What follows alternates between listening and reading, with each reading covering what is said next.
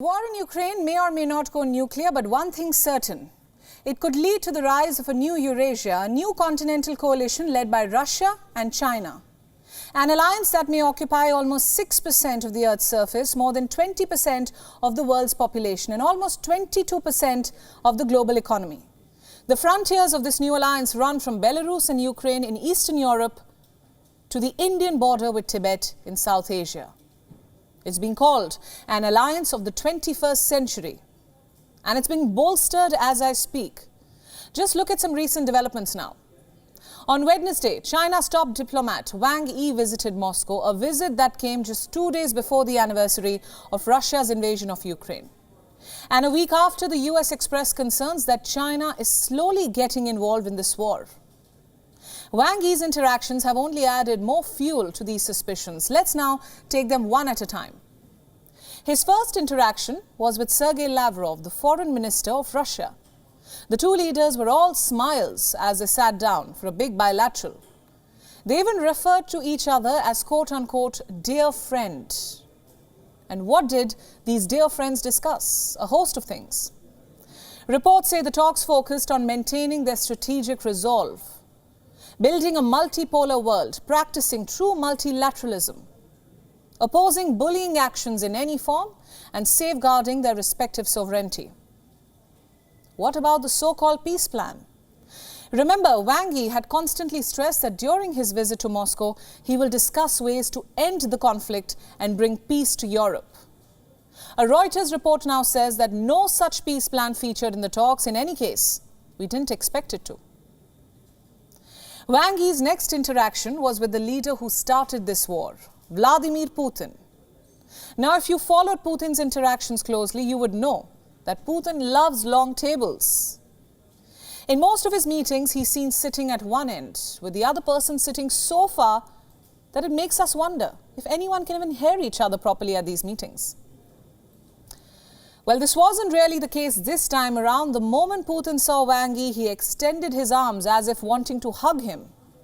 Next, they both sat within handshake distance, with an oval-shaped table in the middle. Now, if you try to study the optics of this meeting, the proximity was quite telling. It was perhaps used to indicate the growing closeness between Russia and China. What the two said next only reaffirmed this. I'll start with Putin. He said that relations between the two countries had reached new frontiers and that Russia-China cooperation had become integral to stabilizing the world. Watch this now. Dear Wang Yi, dear friends and colleagues, we are very happy to see you in Russia. International relations today are more difficult. They have not improved after the collapse of the bipolar system, but on the contrary, they have become more sharp. In this regard, cooperation in the international arena between the People's Republic of China and the Russian Federation, as we have repeatedly underlined, plays an important role in stabilizing the international situation. Putin's remarks were intriguing. Wang Yi made them even more interesting. He followed up by saying that the Russia-China partnership will not be overwhelmed by coercion or any sort of pressure from third parties. An indirect jab at the United States, which has warned China of unspecified consequences if it were to provide lethal support to Russia in this conflict. Take a look. We would like to emphasize once again that a comprehensive strategic partnership between Russia and China has never been directed against a third party, and it's certainly not subject to interference and provocation by any third party. What's more, we will not be overwhelmed by coercion and pressure from any third party. It doesn't end there. Wang Yi also held a third meeting. This one was with Nikolai Patrushev, the chief of Russia's security services. So why was this meeting necessary? What sort of security cooperation are the two countries eyeing? Is China looking to expand its role in the Ukraine conflict?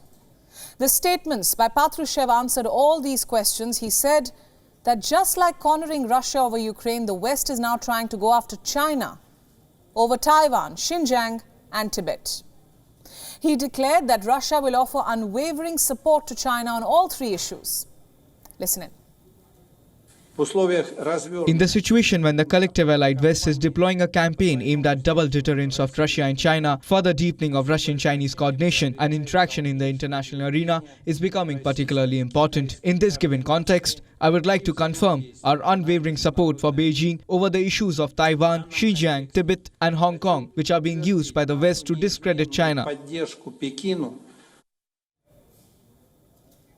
How do we perceive such remarks? If Russia is trying to say that it will help Beijing, should it invade Taiwan? Is that what Russia is implying?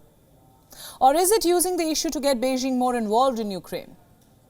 Right now, your guess is as good as mine. But all said and done, what this visit and all the statements highlighted mean is that Russia and China seem to have formed a rather informal alliance of convenience.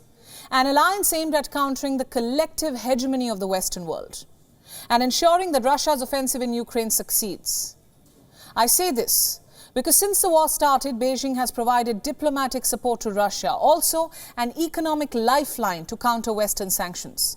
It has bought Russian oil, it has sold microchips to Moscow, and it might just be selling technology that has military uses.